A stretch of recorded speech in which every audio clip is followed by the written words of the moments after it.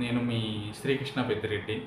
ఈరోజు ఏ న్యూస్ పేపర్లు ఓపెన్ చేసినా, లేదంటే ఎలాంటి వెబ్‌సైట్‌లు ఓపెన్ చేసినా సరే, ఒకటే థంబ్‌నెయిల్స్ ఉన్నాయి. లేదంటే ఒకటే హెడ్డింగ్స్. అవేంటంటే పాక్ ఉగ్ర దాడులపై భారత సైన్యం మెరుపు దాడులు, ఆపరేషన్ సింధూర స్టార్ట్.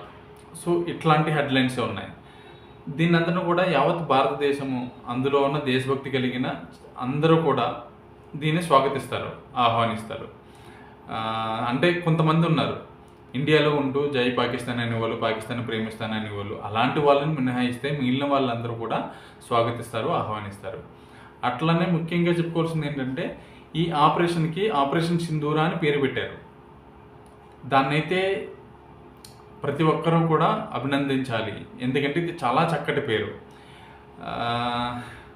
దేనికోసమంటే సింధూర తిలకం అనేది భారత స్త్రీలకి, అంటే హైందవ స్త్రీలకి, ముఖ్యంగా హిందూ స్త్రీలకి వారి భర్తల సౌభాగ్యం కోసం పెట్టుకునే బొట్టిది.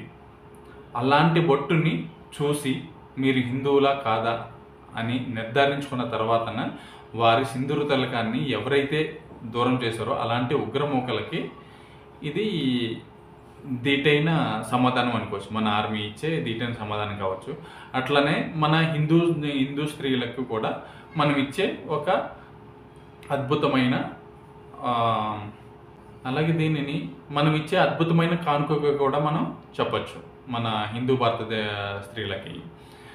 అలాంటి ఉగ్రదాడులు చేసిన వారికి వాళ్ళని మొత్తం రక్త తర్పణం చేసి మరలా మన దేశానికి సింధూర తిలకం దిద్దడానికి మన సైన్యం మొత్తం కృషి చేస్తుంది.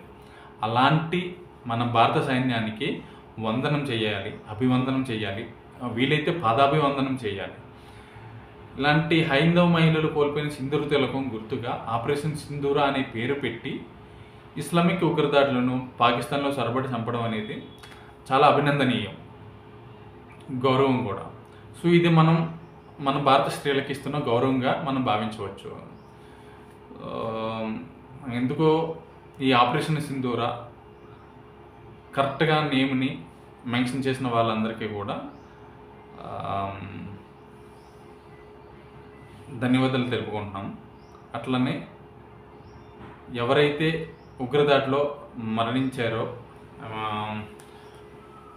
వాళ్ళందరి ఆత్మలకి కూడా స్వాతంత్ర్యం చేకూరాలని కూడా ఆశిస్తున్నాం. సైనిక చర్యలకు మద్దతు ఇద్దాం. మనం అందరం కలిసి యావత్ భారతదేశం అంతా కూడా సైనిక చర్యలకి మద్దతు ఇద్దాము, అండగా ఉండాలి.